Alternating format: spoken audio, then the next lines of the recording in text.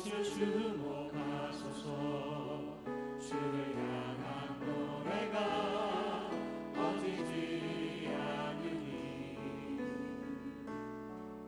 하늘을 열고 오소서. 이곳에 임재하소서. 주님을 기다립니다.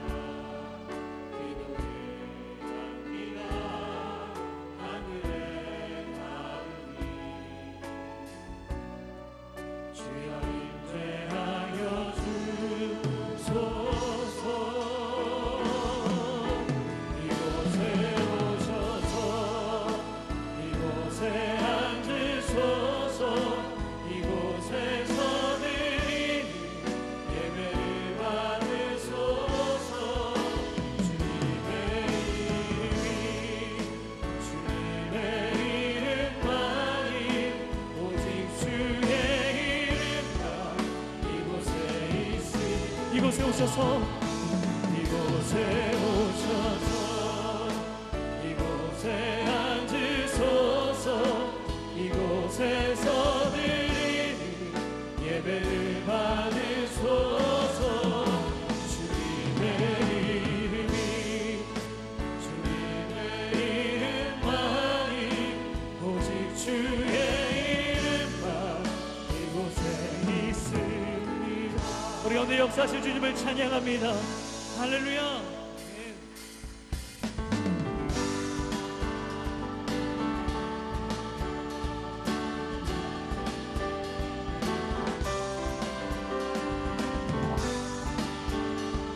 우리가 마음과 힘을 다해서 주의 이름을 높이며 나가기 원합니다. 나는 주만 높이리 결코 내 맘 변치 않네. 세상 모든 권세 모든 영광 십자가 앞에 다 버리고 나의 충성과 내 헌신 내 모든 소망 오직 예수. 나무에 달려 죽으신 그분께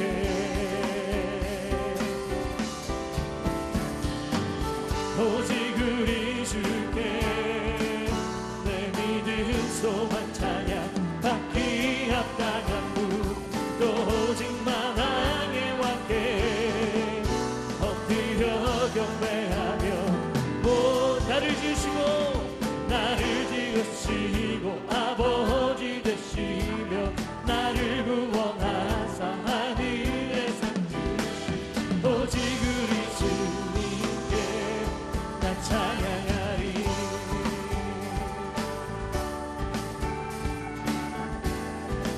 다시 한번 고백합니다. 나는 주만 높이리. 나는 주만 높이리 결코 내만 변치 않네. 세상 모든 권세 모든 영광 십자가 앞에 아버 나의 충성과 내 헌신 내 모든 소망 오직 예수. 나무에 달려 죽으신 그분께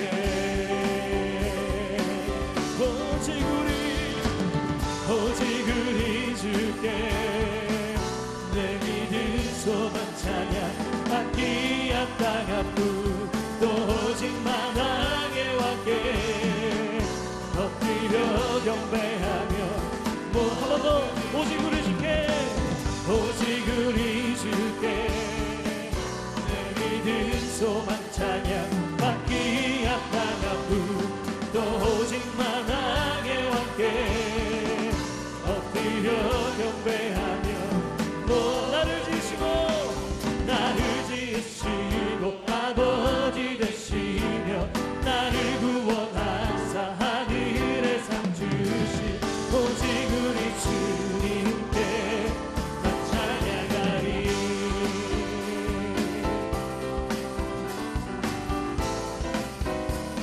죄에서 자유를 얻게 하는 죄에서 자유를 얻게 하는 보혈의 능력 주의 보혈 시험을 이기고 승리를 하는 참 놀라운 능력이 주의 보혈 주의 보혈 능력이 또한 주의 피 믿으오 주의 보혈 그 어린 양이 매우 귀중한 피로 육체의 정욕을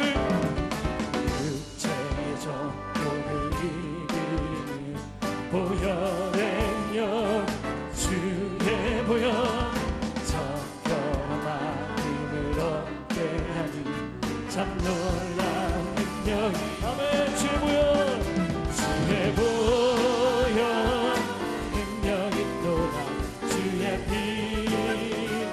믿으오 주의 보혈 그 어린 양이 매우 피 우리 목소리를 다해서 고백하십시다. 눈보다 너에게 눈보다 더 크게 밝히는 것 보혈의 주의 보혈 주의 보혈 부정한 모든 것 밝히시니 참 놀라운 능력이로다 주의 보혈 주의 보혈 능력이 또한 주의 피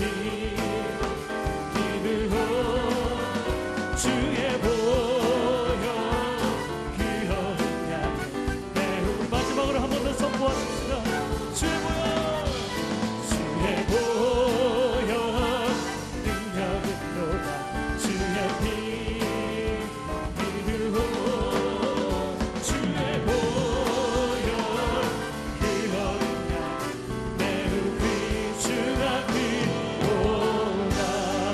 우리 보혈의 능력 되시는 이름을 송축합니다. 아멘. 이 자리에 앉아서 계속 예배하며 나가겠습니다.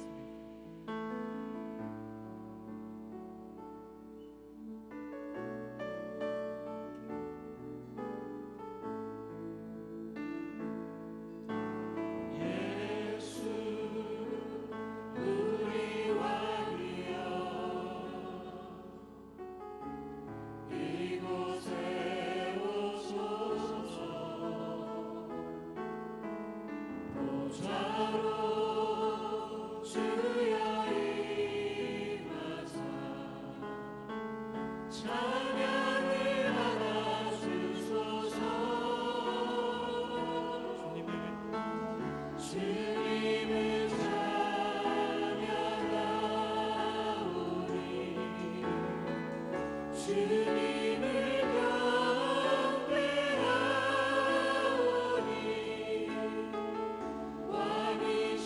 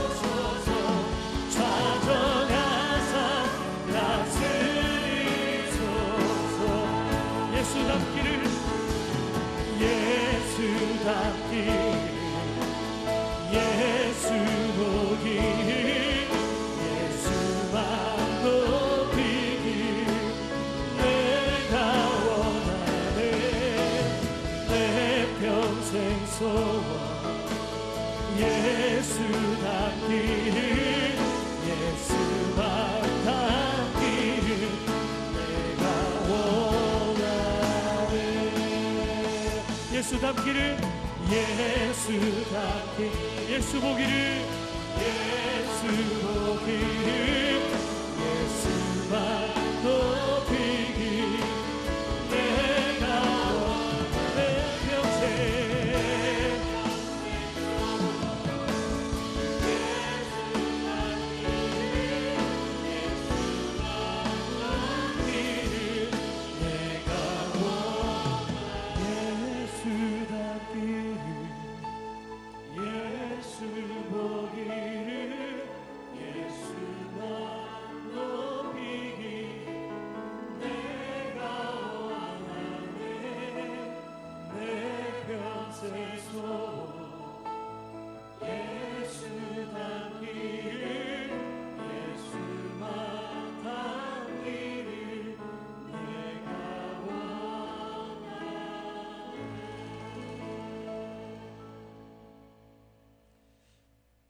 하나님, 우리를 지극히 사랑하시어 예수 그리스도를 이 땅에 보내시고 우리를 위해 십자가에 못 박히심으로 우리를 사망으로부터 구원하여 주심을 감사합니다.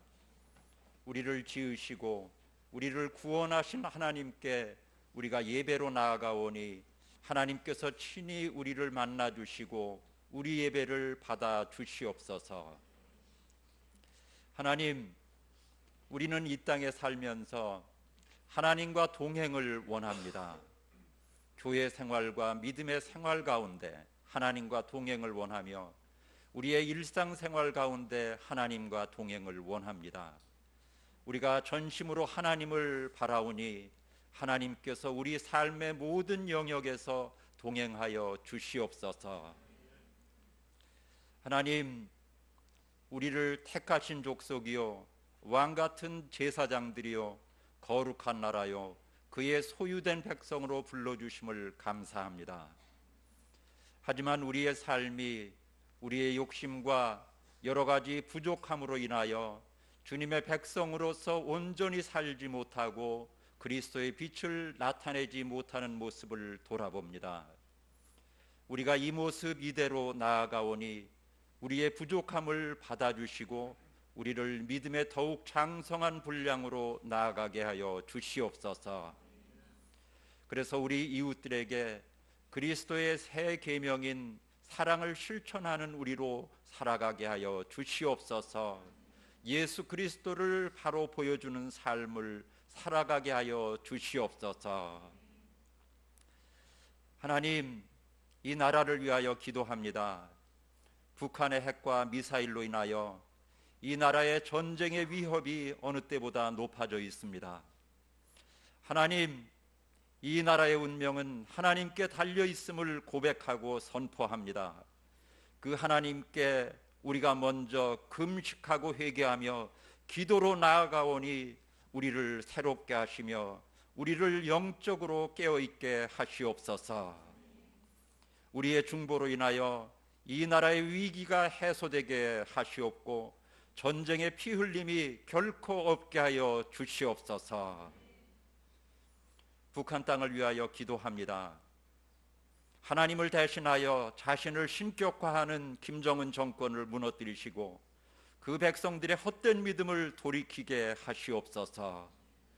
그 백성들의 자유가 회복되게 하시며 그 땅에서 목숨 걸고 믿음 생활하는 그리스도인들의 기도를 들어 응답하여 주시옵소서. 그래서 남북이 믿음으로 통일되는 그날이 속히 오게 하시옵소서. 하나님, 우리가 열방과 우리 이웃을 품게 하심을 감사합니다. 열방에 나가 있는 선교사들을 통하여 복음이 전하여질 때 많은 선교지 영혼들이 구원받게 하시고 국내에 와 있는 이주자들과 소외된 우리 이웃들에게 우리를 통하여 예수 그리스도의 사랑이 흘러가게 하시옵소서. 하나님, 수원 온누리 교회를 이곳에 세워주심을 감사합니다. 이 교회가 이 지역의 구원의 방주 역할을 하게 하시고 성도들이 은혜와 감사의 믿음 생활을 해나가게 하여 주시옵소서. 특별히 11월 4일 전도 집회 네이버를 하나님께 올려드리오니 이 집회를 통하여 믿지 아니하던 많은 사람들이 믿음을 갖게 하여 주시고 구원의 기쁨을 맛보게 하시옵소서. 하나님, 우리가 말씀을 듣기 원합니다. 신기선 목사님을 통하여 하나님께서 우리에게 하시고자 하는 그 음성을 듣기 원합니다. 그 말씀으로 우리 믿음이 더 성장하게 하시며 우리가 하나님과 더 가까이 다가가는 삶을 살게 하여 주시옵소서. 예배를 돕는 손길들을 하나님께 올려드립니다. 찬양으로, 안내로, 그리고 이름 없이 섬기는 모든 손길들을 하나님께서 기뻐 받으시며 그들의 섬김으로 이 예배가 더욱 은혜로운 예배가 되게 하여 주시옵소서. 이 예배가 온전히 하나님께 드려지는 예배가 되기를 소망하오며 예수님 이름으로 기도합니다. 아멘.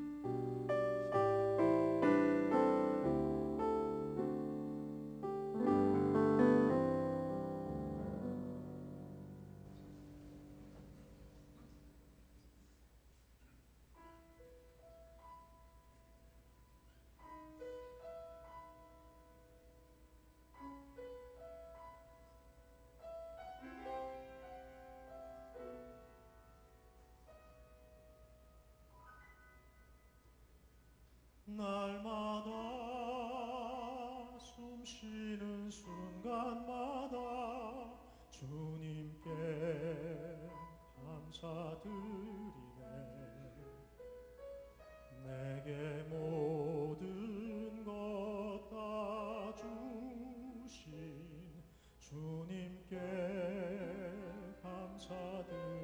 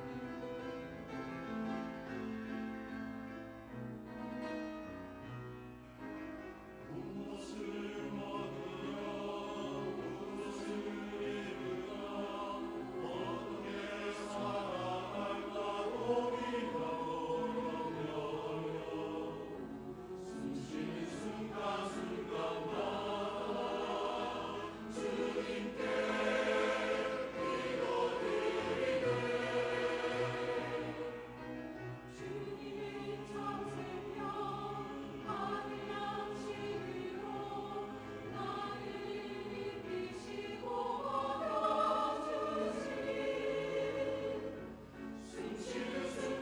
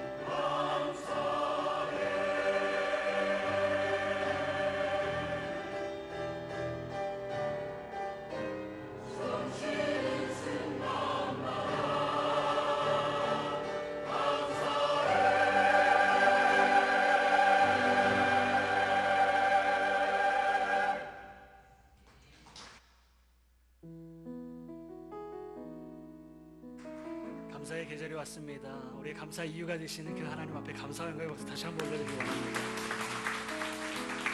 우리 자유 계신 분한테 이렇게 한번 인사하셨으면 좋겠습니다. 돌이키면 살아납니다. 이렇게 한번 축복해 주십시오. 우리 그 마음을 담아서 자유 계신 분들한테 손을 펼치셔서 이 시간 축복하며 나가도록 하겠습니다. 은혜의 주님이, 은혜의 주님이 당신을 축복하고 사랑의 주님이 함께 하시네. 은혜의 주님이 당신을 축복하고 사랑의 주님이 함께 하시네. 이번엔 자기 자신에게 손을 얹으시고요. 은혜의 주님이 내 삶을 축복하고, 은혜의 주님이 내 삶을 축복하고 사랑의 주님이 함께 하시네. 은혜의 주님이 내 삶을 축복하고 사랑의 주님이 함께 하시네. 서로서로에게 축복과 사랑의 박수 한번 더 부탁드리겠습니다.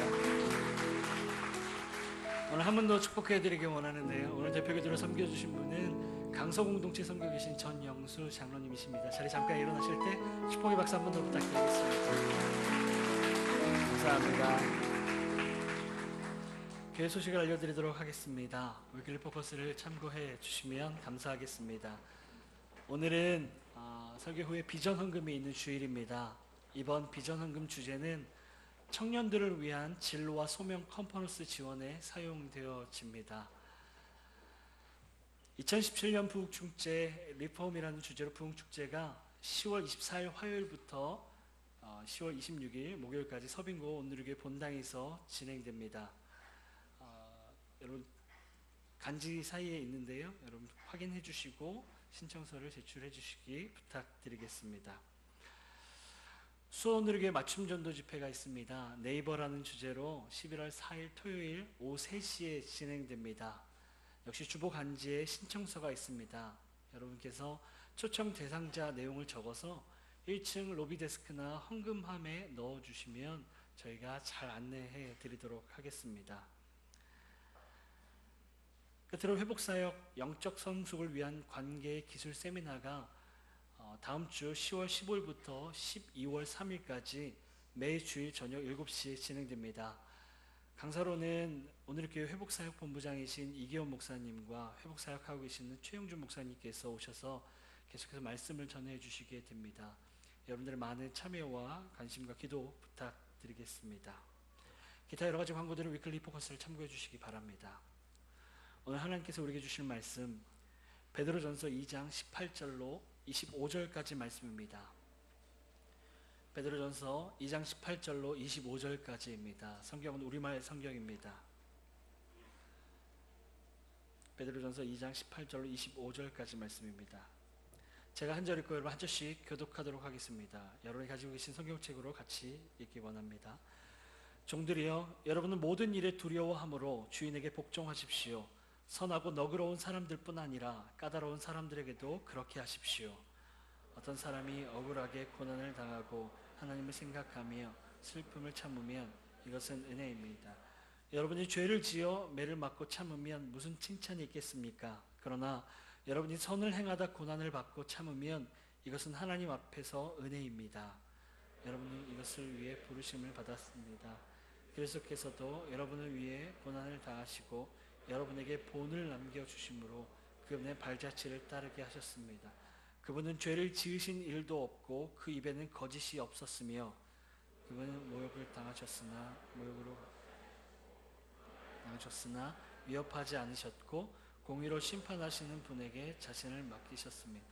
그분이 친히 나무에 달려 자기 몸으로 우리의 죄를 짊어지셨으니 이는 우리가 죄에 대해 죽고 의에 대해 살게 하려는 것입니다. 그분이 채찍에 맞음으로 여러분이 나음을 얻었습니다. 여러분이 전에는 길 잃은 양과 같았으나 이제는 여러분 영혼의 목자 되시며 감독자 되신 분에게로 돌아왔습니다. 아멘. 부흥축제 리폼 홍보 영상 보신 뒤에 신기성 목사님 나오셔서 일터에서 십자가로 승리하기라는 제목으로 설교해 주도록 하겠습니다.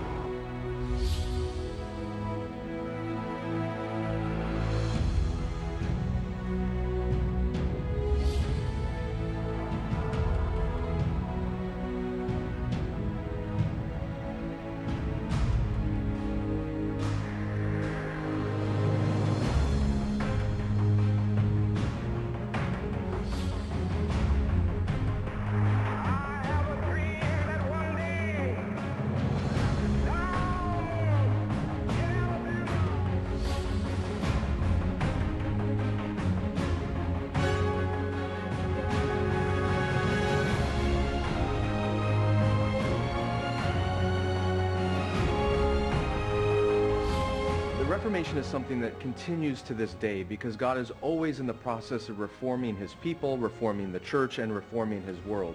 What I want to see happen is a reformation again of the church where people break down this sacred-secular divide and all of God's people feel empowered to use all of their gifts everywhere they go to the glory of God. So the most urgent need we have is to simply release the empowered people of God to be the people of God in every sphere of the society. 하나님의 역사는 성도들의 기도에 대한 응답으로 이루어져요. 주님이 이 때는 뭘 원하실까? 우리가 기도하고 순종하고 기도하고 순종하면 하나님의 역사를 보게 하실 거예요. 기도의 손을 들었을 때 하나님의 손이 그들의 어깨를 붙잡아 주었고 그들의 연약한 무릎을 붙잡아 줌으로 영적 전쟁에서 놀라운 승리가 일어나는 거예요. 우리의 손이 들려질 때 우리의 마음이 들려지고 우리의 믿음이 들려짐으로 하나님께서 역사하시는 영적 전쟁의 승리가 우리에게 주어질 줄로 믿습니다.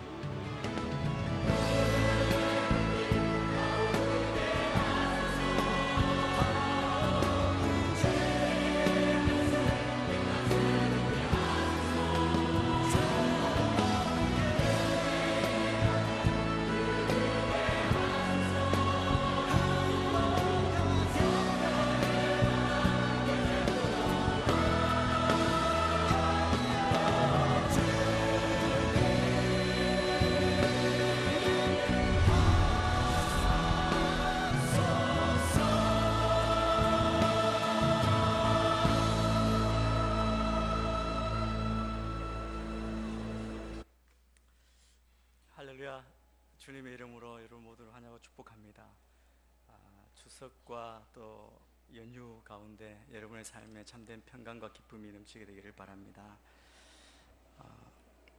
방금 영상에서 보신 것처럼 나라와 민족을 위한 기도 부흥 집회가 10월 24일부터 26일까지 서빙고 본당에서 열립니다. 주보 사이에 보시면 신청서 양식이 있습니다. 여러분 보셔서 많이 참여해 주시길 바랍니다. 다 참여하실 수 없는 분도 하루라도 시간을 내셔서 함께 참여하시면 됩니다. 저녁 집회는 누구나 참여할 수 있도록 오픈되어 있습니다. 계속해서 광고를 보시고 또 참여해 주시면 좋겠습니다. 주보 사이에 보시면 5주차 기도 책자가 또 발급됐습니다.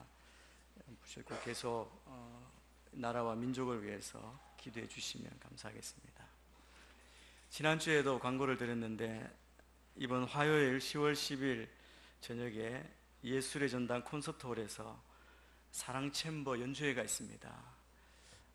저희 교회 귀한 챔버인 사랑챔버가 모스틀리 오케스트라와 함께 공연을 합니다. 여러분 많이 참여해 주시길 바랍니다.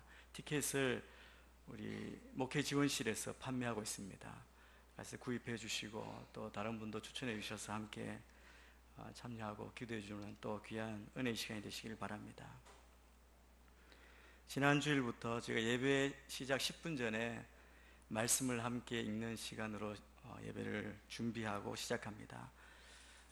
여러분 개인 성경을 가지고 오시기도 하고 또 10분 전에 오셔서 말씀을 함께 읽는, 그리고 순모임 때도 말씀을 먼저 듣고 읽는 그런 시간을 가지기를 원합니다. 그리고 지난주에 저희들이 1년 성경 일독표를 나눠드렸는데 계속 표시하시면서 내년 1년 뒤에 성경을 구약 1독, 신약 2독 이렇게 하는 우리 모든 성도님 되시기를 바랍니다. 주보 사이에 우리 맞춤 전도 대상자 초청 지가 있습니다. 다음 주까지 신청을 받습니다. 여러분 기도하시면서 전도해야 될 대상을 우리에게 알려주시고 내주시면 저희들이 준비해서 집회를 잘 기도하며 준비하도록 그렇게 하겠습니다. 이 시간에 우리 나라와 민족을 위해서 같이 먼저 기도하고 말씀을 듣기를 원합니다. 계속해서 어려운 가운데 있는 이 민족, 우리가 어찌할 바를 알지 못하고 우리가 오직 여호사밧처럼 우리가 오직 주만 바라봅니다. 그 기도를 할 수밖에 없는 지금 이 상황 가운데 이 나라, 이 백성이 주님 앞에 엎드려 회개하며 돌아오게 하여 주시옵소서. 역사의 주권자 되시고 모든 상황을 만드시고 인도하시고 승리하시는 주님께만 우리의 유일한 소망을 두고 믿고 나아가는 저희가 되게 인도하여 주옵소서. 이 나라, 이 백성, 우리 위정자들, 그리고 이 나라 교회, 우리의 모든 삶, 우리 다음 세대가 주님 앞에 돌아오며 새롭게 거듭나며 새롭게 변화되는 은혜를 부어 주시옵소서. 이 시간 같이 합심하여 기도하며 나아가겠습니다. 같이 기도합니다. 하나님 아버지, 우리가 오직 주만 바라봅니다.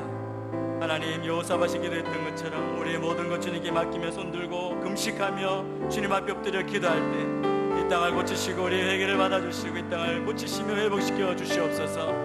이 땅이 어려운 가운데 있고 어찌할 바를 알지 못하고 방황하고 두려워하고 염려 가운데 있을 때 우리가 눈을 들어 주님을 보게 하여 주시고 우리의 유일한 소망 되시고 구원자 되신 주님께 우리의 모든 소망을 두고 나아가게 인도하여 주시옵소서. 이 백성이 깨어 일어나게 하여 주시고 회개로 눈물로 엎드리게 하여 주시고 이 백성, 이 나라가 주님 앞에 바로 서는 회개하며 주님 앞에 거룩한 백성으로 돌아오게 하여 주시옵소서.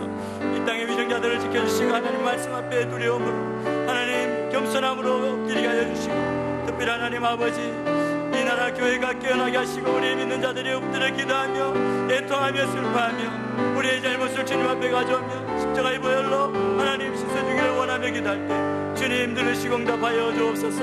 다음 세대를 주님 거룩한 세대로 세워주시고 이 백성이 다시 일어나며 주께서 이 민족을 통하여 열방 가운데 복음을 전하며 우리의 사명을 감당하는 이 백성이 민족되게 인도하여 주시옵소서. 우리의 마음을 하나님 주님께 향하게 하시고 우리의 마음을 주의 보혈로 씻어주시고 성령으로 충만케 해주시며 다시 기도하며 엎드리며 새롭게 하시는 주님만 의지하며 나아가는 저희가 되게 인도하여 주시옵소서. 하나님 아버지, 좌우를 둘러봐도 살 길이 없는 이 땅 가운데 오직 눈을 들어 주를 바라봅니다. 우리의 도움 되신 주님 앞에 엎드리오니 주여, 주의 능력과 주의 권능으로 우리를 지키시고 인도하여 주시옵소서. 이 백성 금식하며 기도하며 거룩한 백성으로 다시 거듭나게 하시고 이 백성을 향한 주님의 뜻이 온전히 이루어질 수 있도록 우리를 사용하여 주옵소서. 이 땅의 위정자들이 주님을 두려워하며 겸손하게 엎드리며 주의 뜻을 따르며 순종케 하여 주시고 이 나라 교회가 깨어나며 회개하게 하시고 우리 믿는 자들이 무릎 꿇고 무너진 곳을 막았으며 중보자로 서게 하여 주시옵소서. 다음 세대가 거룩한 세대로 다시 일어나도록 주님 은혜를 다하여 주시옵소서. 우리가 계속해서 이 나라와 이 민족을 위해 기도합니다. 우리의 기도를 들어주시고 우리가 합심하여 기도할 때 주님 놀라운 역사와 변화를 일으키실 줄 믿습니다. 이 믿음으로 나간 우리 가운데 주의 놀라운 역사를 보게 하여 주시옵소서. 오늘도 주의 말씀 앞에 설 때 주님, 우리의 심령이 주님 안에서 새롭게 되며 승리하며 주의 십자가를 바라보며 달려가는 주님을 닮은 주의 제자들 되게 인도하여 주옵소서. 감사하며 예수님 이름으로 기도합니다. 아멘. 우리가 계속해서 베드로전서 말씀을 함께 묵상하고 있습니다. 베드로가 이 편지를 쓴 목적은 소아시아에 흩어져 있는 나그네 된 그 성도들에게 어려움과 고난, 핍박 가운데 참된 소망의 공급자이신 예수 그리스도를 바라보게 하기 위함이었음을 우리가 기억해야 합니다. 우리의 눈을, 우리의 소망을 다른 데 두지 않고 오직 예수 그리스도에게만 두며 살아가라고 지금 우리에게도 권면하시고 말씀하시는 말씀입니다. 우리가 예수를 믿는다고 하는 것, 예수를 믿는다는 것을 다르게 표현하면 예수님을 닮아가는 것이라고 할 수 있습니다. 오늘 찬양도 예수 닮기를 원하네. 우리 예수 믿는 것은 예수님을 닮아가는 것입니다. 우리의 상황이 어떤 상황이든지 어떤 상황에서도 예수님은 어떻게 하셨는지 그 답을 찾고 그대로 따라가며 그 발자취를 따라가며 살아가는 것을 말하는 것입니다. 특별히 오늘 우리가 살펴볼 이 본문은 일터에서 우리의 삶의 현장에서 그리스도인으로 우리가 어떻게 해야 하는지 그것을 우리에게 말씀해 주고 있습니다. 우리 18절 말씀을 여러분이 가진 성경으로 우리 같이 한번 읽겠습니다. 시작. 종들이여 여러분은 모든 일에 두려워함으로 주인에게 복종하십시오.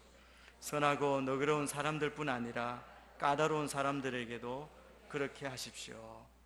종들이여라고 그렇게 시작합니다. 개역개정 성경에 보면 사환들아라고 이렇게 말합니다. 이 사환들아, 또 종으로 번역된 이 원어는 오이케타이라는 단어입니다. 이것은 종은 종이지만 일반적으로 가정에 소속되어 있어서 좀 더 책임감 있는 위치에 있는 사람들을 말합니다. 이 단어는 원래 종이라고 말하는 단어인 둘로스보다 좀 더 온화한 단어입니다. 이 종, 오늘 여기 말하는 사환이라고 하는 이 사람들은 전쟁에 져서 초기에 외국에서 잡혀온 종의 후손입니다. 그들은 종이기 때문에 자유롭지 못하고 한 가정에 일을 하는 종이 되어 있는 사람을 가리킵니다. 그런데 이런 자들이 당시 로마 인구의 약 3분의 1 정도 되었다고 합니다. 많을 때는 40%, 적을 때는 25% 정도 굉장히 높은 비율을 차지하는 한 사회 계층을 이루었던 사람들입니다.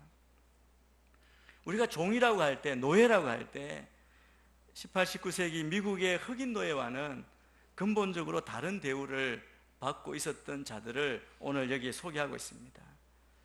시민으로서의 권리는 없었지만 그들은 전문직을 가지고 로마 사회의 경제적, 사회적인 한 계층을 이루었습니다.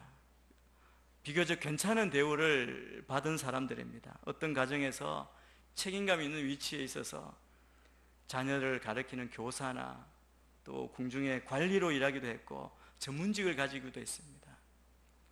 농업, 광업, 제조업 등에도 종사했던 사람이라고 합니다. 그들은 또 약간의 월급도 받았기 때문에 결과적으로 아껴 돈을 모아서 자신들의 자유를 살 수도 있었다고 그렇게 말합니다.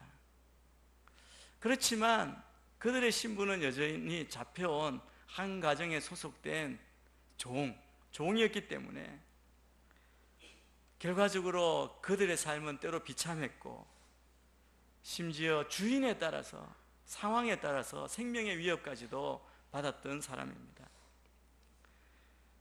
그들이 당하는 그 고난과 고통, 때로 이해할 수 없는, 말할 수 없는 고난과 고통을 받았을 것입니다.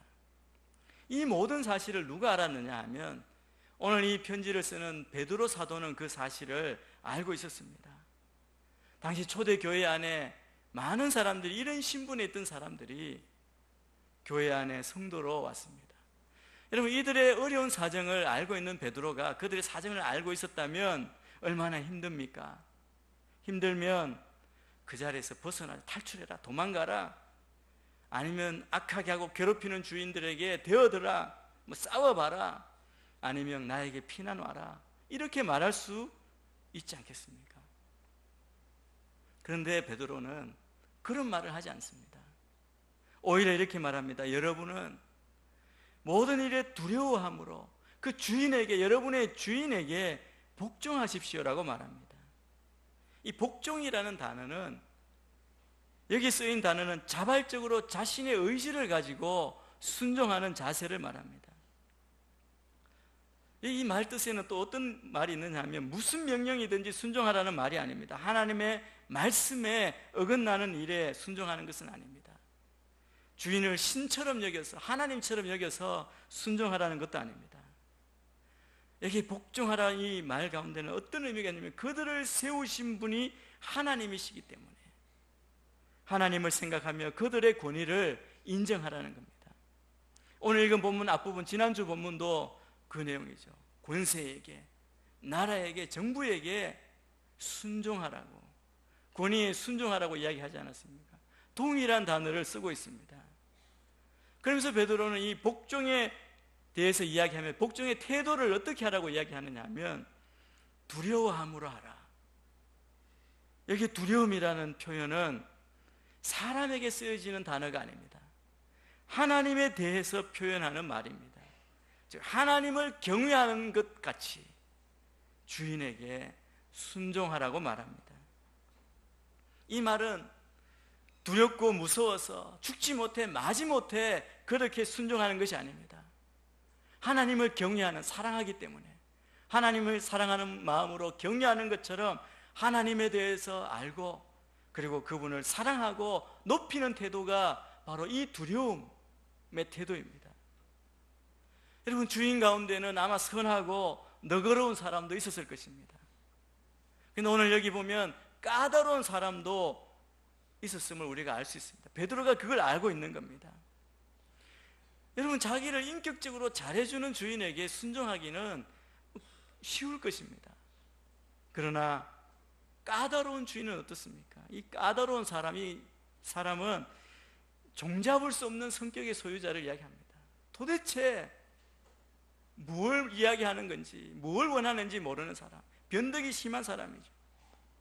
때로 고의적으로 부당하게 대우하고 성품이 왜곡되어 있기 때문에 맞추어 순종하기 어려운 사람을 말합니다. 그런 사람 밑에서 종으로 있는 자들은 아마 매 순간이 힘들지 않았겠습니까? 얼마나 많은 스트레스를 받겠습니까? 여러분, 인간관계의 스트레스가 우리에게 얼마나 큰 짐이 되고 어려운 것인지 아마 경험하고 계신 분들이 혹시 계실지 모릅니다. 그렇기 때문에 그런 사람에게는 순종하고 싶지 않았을 겁니다. 그럼에도 불구하고 베드로는 그런 자들에게도 복종하라, 순종하라고 요구하고 있습니다. 베드로가 왜 우리에게 그리고 그 성도들에게 이런 태도를 요구하고 있습니까? 말씀에서 우리는 이것을 찾을 수 있습니다. 이것은 결론적으로 종들의 이런 태도가 시간이 지나면서 주인의 마음을 감동시킬 것이기 때문에 그렇습니다. 만약 그리스도인 종들이 그렇게 어려움을 당하면서도 참고 인내하며 자기의 역할을 묵묵히 감당한다면 그 주인들은 그리스도인이 그렇게 어려운 가운데, 억울함 가운데에도 기쁨으로 소망을 갖고 사는 이유에 대해서 알고 싶어 할 것이라는 것이죠. 너희가 가진 소망에 대해서 궁금해하는 자들이 분명히 있을 거라는 말씀입니다. 그래서 사도 베드로는 21절에서 여러분은 이것을 위해 부르심을 받았다라고 말합니다. 21절 말씀을 우리가 먼저 같이 한번 읽겠습니다. 21절입니다. 시작. 여러분은 이것을 위해 부르심을 받았습니다. 그리스도께서도 여러분을 위해 고난을 당하시고 여러분에게 본을 남겨주심으로 그분의 발자취를 따르게 하셨습니다. 우리가 이것을 위해 부르심을 받았다는 겁니다. 이 부르심은 소명 아닙니까? 이것이 우리의 소명이라는 겁니다. 우리가 속한 일터에서 믿지 않는 사람, 믿지 않는 상사를 전도하도록 나를 불러 세우셨다는 겁니다. 여러분, 우리가 있는 곳, 그리스도인은 자기가 직면한 그 모든 상황을 복음을 증거할 기회로 삼아야 합니다. 그렇기 때문에 우리가 참고 견딜 수 있습니다. 저는 우리 가운데 혹시 내가 왜 이 직장에 있는지, 내가 왜 이 일을 해야 되는지, 나의 소명, 나의 부르심이 무엇인지 아직도 질문하고 그것이 뭐든지 찾고 계시다면 오늘 말씀을 통해 우리의 부르심의 목적, 소명을 온전히 깨닫게 되기를 축복합니다. 오늘 이렇게 말합니다. 예수님께서 모든 불의를, 억울함을 참고 견디신 것처럼 우리 그리스도인도 참고 견디면서 자신에게 주신 소명을 묵묵히 감당해야 한다는 겁니다.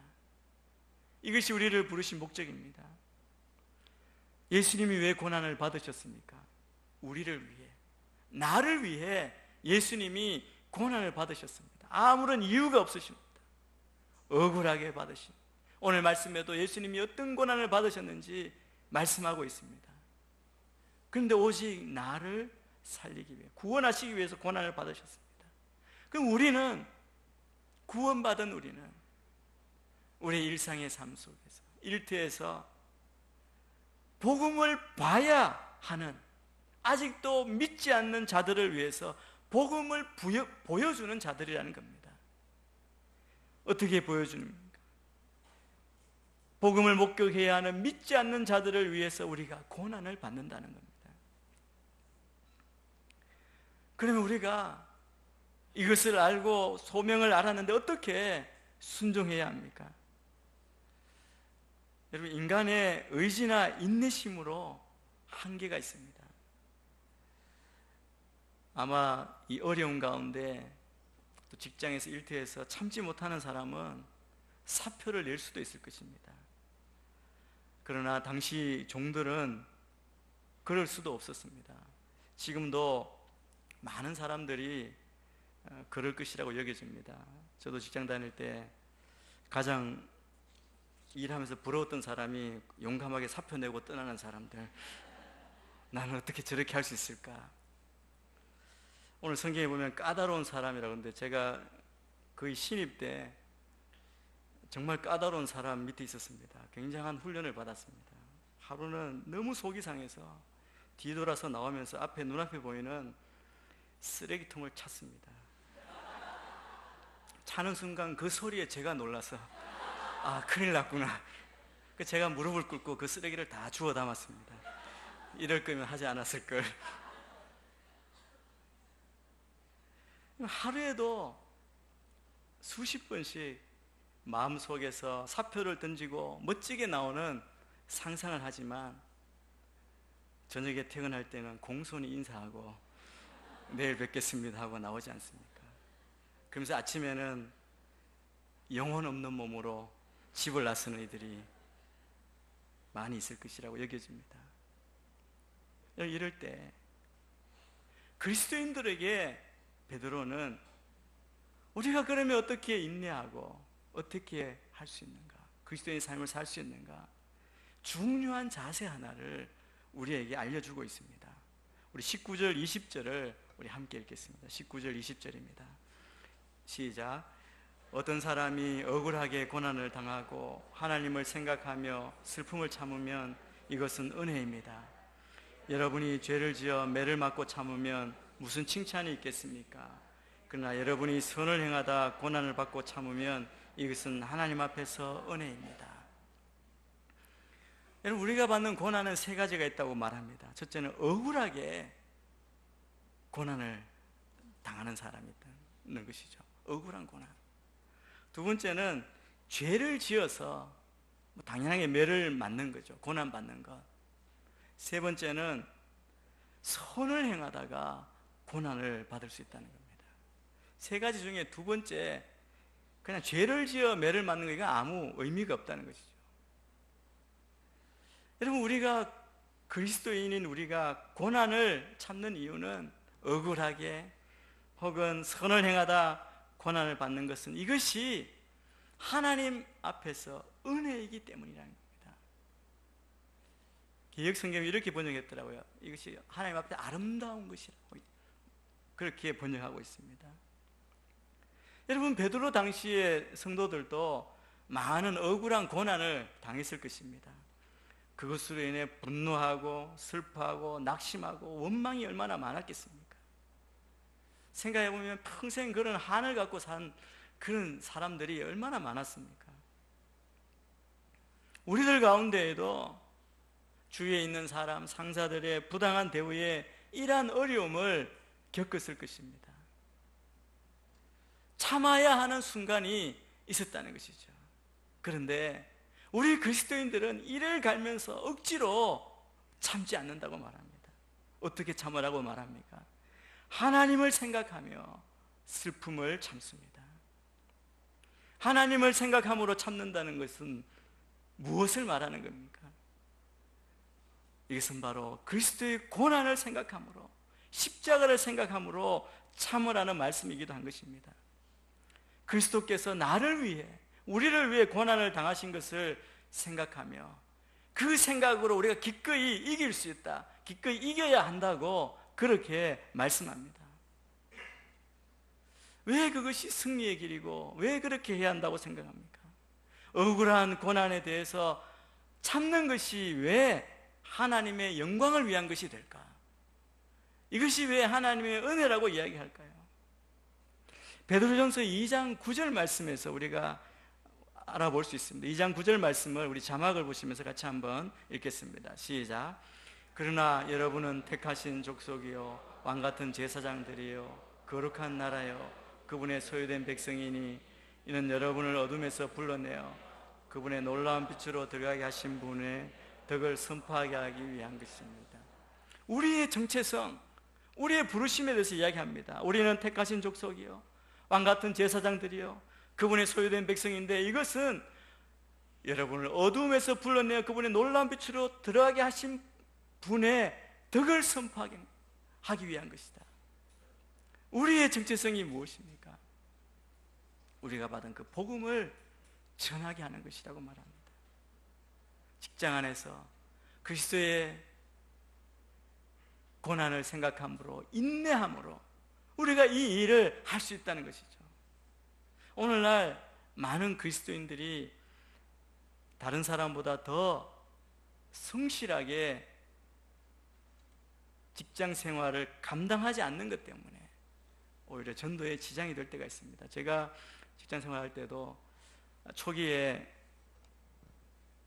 그 중국과 수교 직후에 중국에서 손님이 많이 왔습니다. 올 때 한두 분이 오는 게 아니라 가족까지 다 동원해서 관광차 한꺼번에 다 왔습니다. 그러면 그분들을 다 남대문 시장으로 이곳저곳으로 안내해야 될 책임이 저희들에게 있었거든요. 그런데 한 팀이 왔는데 주일날 온 겁니다. 주일날 그분들을 안내해야 되는데 교회 가야 되잖아요, 저는.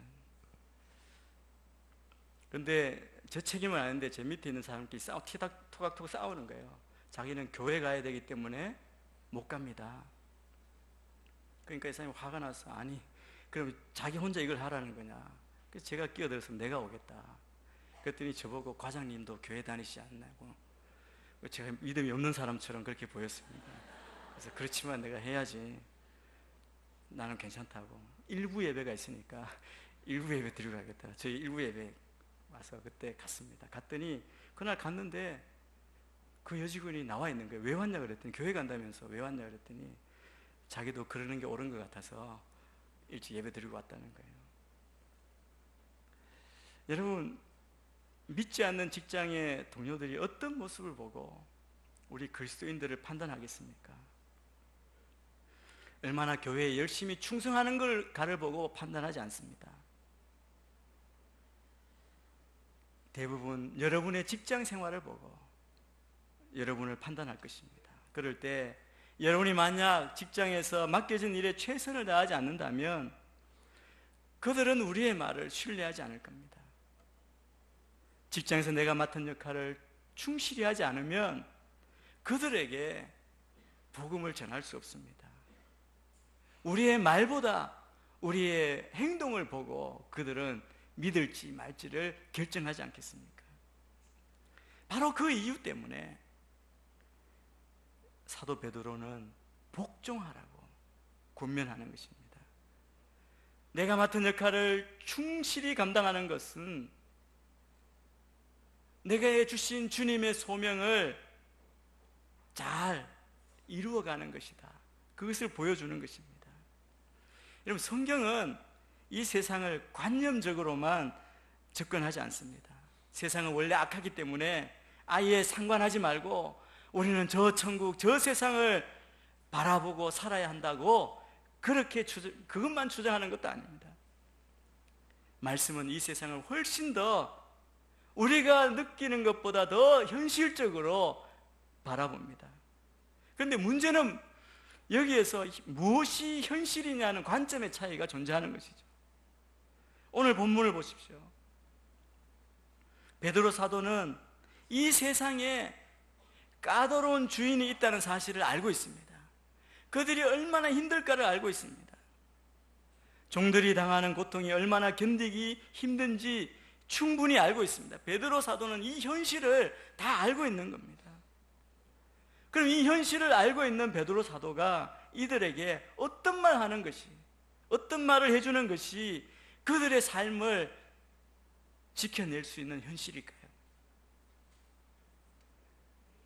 여기서 탈출해서 싸워서 권리를 확보하란 자기 의견을 주장하라고 말하는 것이 현실적일까요? 베드로는 억울한 일에 대해 항거하라고 말하지 않습니다. 사회 정의를 위해 힘을 모으라고 하지 않습니다.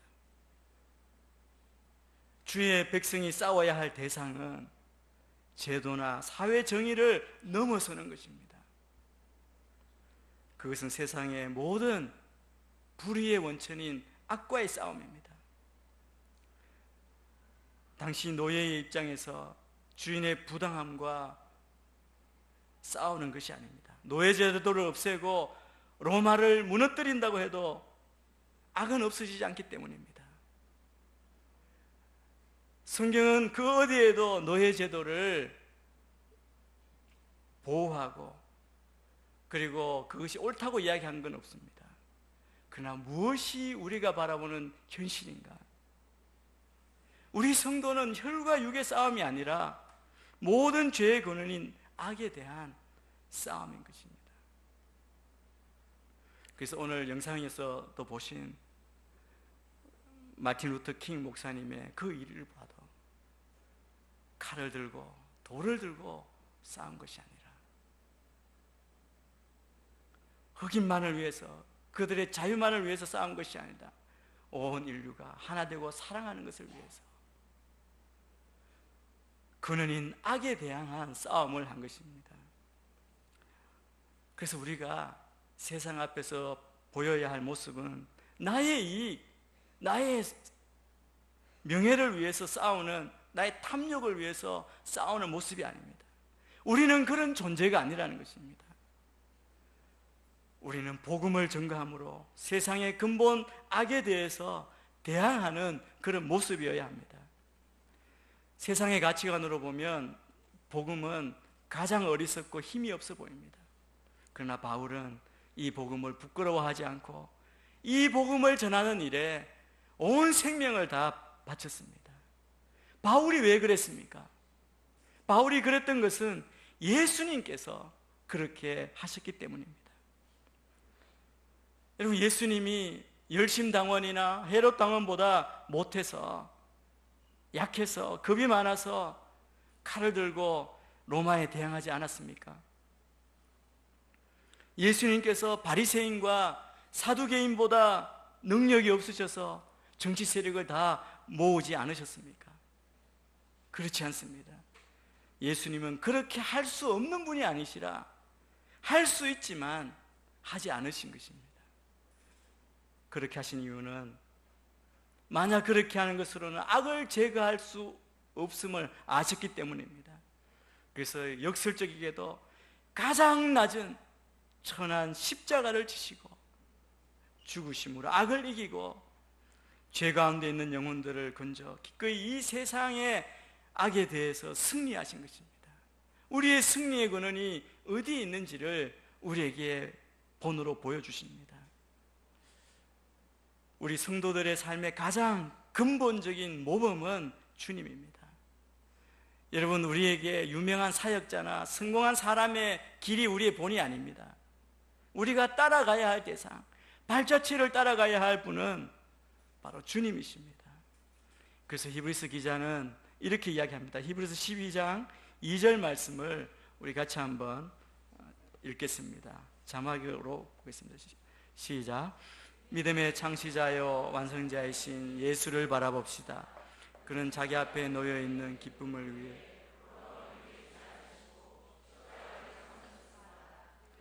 그는 하나님의 보좌 오른편에 앉게 되셨어요. 우리에게 이렇게 권면합니다. 믿음의 창시자시여 완성자이신 예수를 바라봅시다. 그는 자기 앞에 놓여 있는 기쁨을 위해 부끄러움을 개의치 않으시고 십자가를 참으셨습니다. 그리고 하나님 보좌 우편에 앉으셨습니다. 오늘 본문에 보면 주님께서 우리에게 본을 보이신, 주님이 이 땅에서 고난 받으신 구체적인 길을 우리에게 소개하고 있습니다. 그분은 죄 지은 일도 없고 그 입에는 거짓도 없었고 모욕을 당하셨으나 모욕으로 갚지 않으셨고 고난을 당하셨으나 위협하지 않으셨고 공의로 심판하시는 분에게 자신을 맡기셨습니다. 그분이 친히 나무에 달려 자기 몸으로 우리의 죄를 짊어지셨으니 이는 우리가 죄에 대해 죽고 의에 대해 살게 하려는 것입니다. 그분이 채찍에 맞음으로 여러분이 나음을 얻었습니다. 예수님만큼 부당한 고난을 받은 사람은 없습니다. 지상에 존재했던 모든 사람 중 유일하게 완전하셨던 하나님이신 단 한 분 예수님은 많은 사람들에게 오해를 받으셨고 적들의 비방을 받고 가족들의 버림을 받고 친구들에게 배반당하시고 제자들에게 버림받으셨고 고문당하셨고 처형당하셨습니다. 십자가를 지셨습니다. 역사상 유일하게 항의할 수 있는 모든 권리를 가지셨던 주님, 그러나 침묵하셨습니다. 하나님께 이 적들을 심판해달라고 청할 수 있었던 유일하신 분이 받지 않아야도 될 심판을 묵묵히 당하셨습니다. 그리고 그분은 이 모든 것을 그분 자신을 위해서가 아니라 우리를 위해, 나를 위해 하셨습니다. 나를 대신해 의로우신 분이 십자가에 죽으심으로 내가 의로운 새 삶을 살 수 있도록 구원을 베풀어 주셨고 우리 영혼을 치유하셨습니다. 베드로는 권세 있는 자들이 부당한 행동을 하더라도 기꺼이 권위에 순종하라고 그렇게 외치고 있습니다. 그게 그냥 평화를 유지하려고 세상 체제를 그냥 그대로 유지하기 위해서 이런 명령하는 것 아닙니다. 그보다 더 혁명적인 본보기, 획기적인 본보기로 예수 그리스도를 따르라, 예수 그리스도를 바라보라고 말합니다. 예수님은 그분 자신을 공의로 심판하는 분에게 자신을 맡기셨습니다. 여러분, 이 공의로 심판하시는 분에게 자신을 맡기셨다는 지금은 어렵지만 그분이 오시면 다 깨끗하게 공의로 정리하실 것을 알기 때문에 우리가 지금 당하는 고난, 어려움, 그것을 소망 가운데 우리가 견디고 승리하고 이길 수 있다는 말씀입니다. 우리는 소망을 가지고 불의를 견딜 수 있습니다. 이와 마찬가지로 우리 믿는 자들도 우리 영혼의 목자이시고 감독자이신 분께 영혼을 맡길 수 있습니다. 우리는 그리스도를 본받아 고난의 때에도 흔들리지 않는 소망을 지킬 수 있습니다. 25절 말씀을 우리가 같이 한번 한 목소리로 읽겠습니다. 시작. 여러분이 전에는 기르는 양과 같았으나 여러분 영혼의 목자 되시며 감독자 되신 분에게로 돌아왔습니다. 여러분, 이 말씀은 이전에 우리 삶의 길은 이런 양과 같았다는 겁니다. 어떻게 사는 게 옳은지 몰랐다는 것입니다. 나의 소명이 무엇인지, 어디로 가야 할지 길을 모르고 헤맸다는 것이죠. 그런데 이제 오늘 본문 말씀처럼 우리 영혼의 목자요 감독자 되신 주님께 돌아온 성도의 삶은 그분께서 행하신 대로 행하는 겁니다. 세상이 보기에 어리석어 보이고 무능력해 보이지만 우리의 목자이신 예수님께서 가신 그 길, 그 길이 가장 강력한 길, 강력한 힘인 십자가의 길을 묵묵히 따르는 자가 되는 것입니다. 여러분, 세상을 보십시오.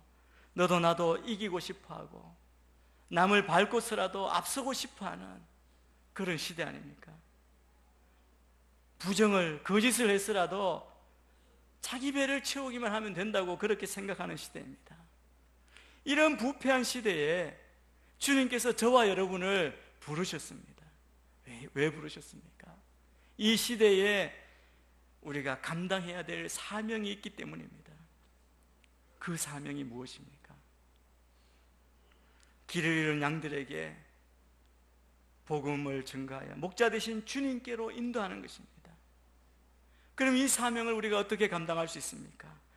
주님께서 말없이 십자가를 지신 것처럼 우리도 말하지 않고 몸으로 우리 일터에서 우리가 있는 곳에서 십자가를 져야 합니다.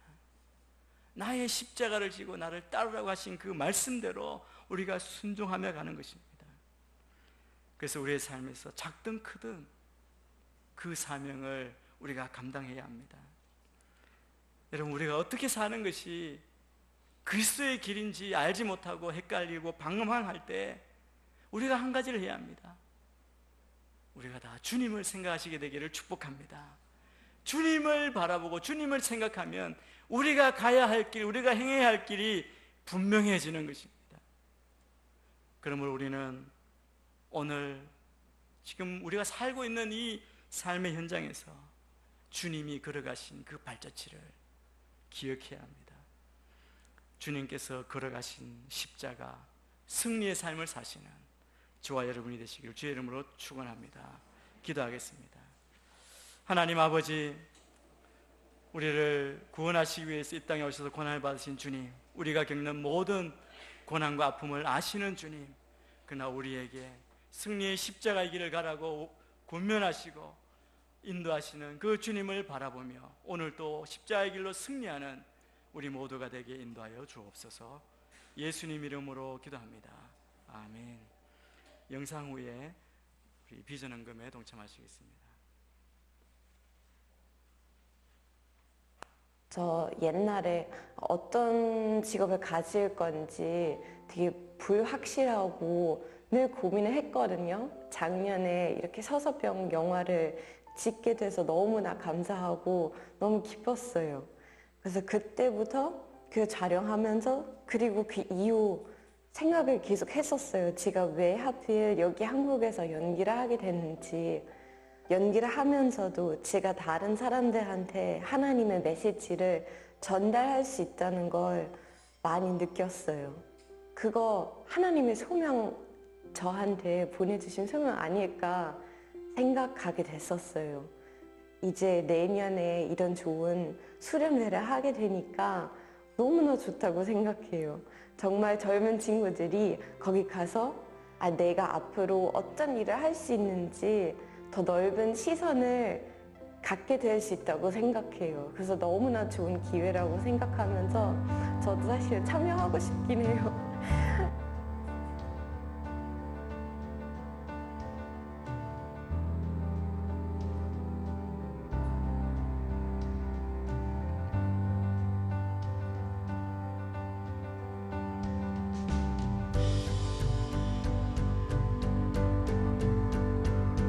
대한민국에 있는 청년들은 너무 한 가지 길로만 가려는 경향이 있지 않나.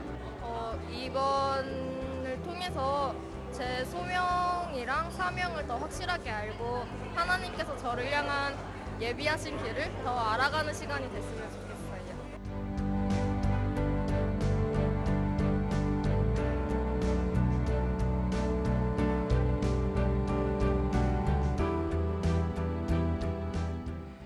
청년 실업의 문제가 심각합니다. 여러분들 다 알겠지만 우리나라 청년 실업 문제 심각하죠. 그런데 이거는 우리나라 문제뿐 아니라 전 세계적인 문제라고 합니다. 저는 이 문제를 영적인 관점으로 볼 때 이것은 단순히 직업을 찾는 문제가 아니라 이 소명에 관한 문제라고 생각을 합니다. 그래서 우리 크리스찬 청년들이 어떻게 직업을 찾도록 도와주는 것보다 어떻게 하나님의 소명을 찾을 수 있는지 이것을 도와주는 것이 필요하다는 생각을 하게 되었습니다. 매년 1월에 비로 찾기라는 주제로 컨퍼런스를 갖게 되는데 그 컨퍼런스를 통해서 하나님이 원하시는 소명을 찾게 되는 그런 기회가 되었으면 좋겠습니다. 그를 위해서 많은 성도님들이 관심을 가져주시고 또 기도해 주시고 또 동참해 주시기를 바랍니다. 감사합니다.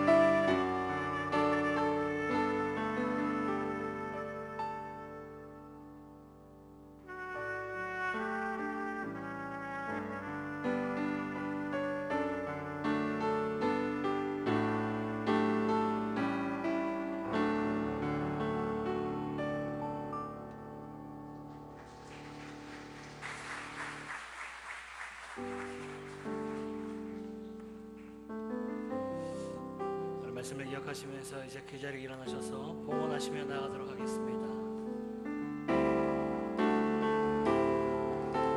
주의 손에 나의 산을 포개고 또 주의 발에 나의 발을 포개며 나 주와 함께 죽고 또 주와 함께 살리라 영원토록 주 위에 살리라 주의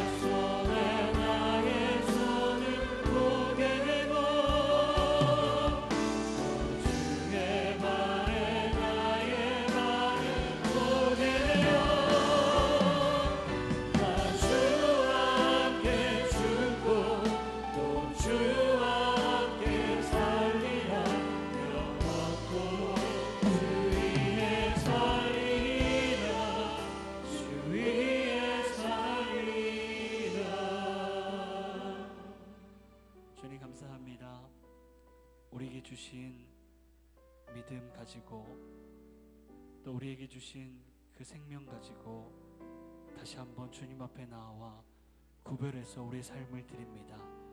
구별해서 드리는 예물을 주님 받아주시고 드린 손길 위에 하나님의 부으심과 채우심과 넘치게 하심이 날마다 있도록 하나님 인도하여 주시며 이 예물이 쓰이는 곳마다 그리스도의 십자가의 복음이 온전히 바로 서지는 놀라운 은혜가 있도록 하나님 인도하여 주옵소서. 잃어버린 자들이 주께로 돌아오며 하나님 복음을 모르는 자들이 복음을 알게 되는 놀라운 것에 이 예물이 쓰일 수 있도록 주님 축복하여 주옵소서. 이제는 길이요 진리요 생명 되시는 예수 그리스도의 은혜와 하나님 아버지의 다함 없으신 사랑하심과 성령 하나님의 교통하심의 역사가 말씀을 가지고 주어주신 자리에서 또 우리 일터에서 십자가 복음으로 승리하기를 다시 한번 결단하고 고백하는 이 자리 머리 숙인 주 백성들 머리 위에와 이들의 삶과 가정과 모든 생업들 가운데 자녀들 가운데 오늘의 교회와 한국교회 가운데 지금도 열방에 흩어져 주의 복음을 생명보다 귀한 것으로 전하시는 성교사님들의 삶과 사역 위에 이 나라의 민족 가운데 특별히 일터에서 또 직업을 찾고 소명을 찾아가는 많은 젊은이들 위해 지금부터 영원까지 함께 하옵시기를 간절히 축원하옵나이다. 아멘.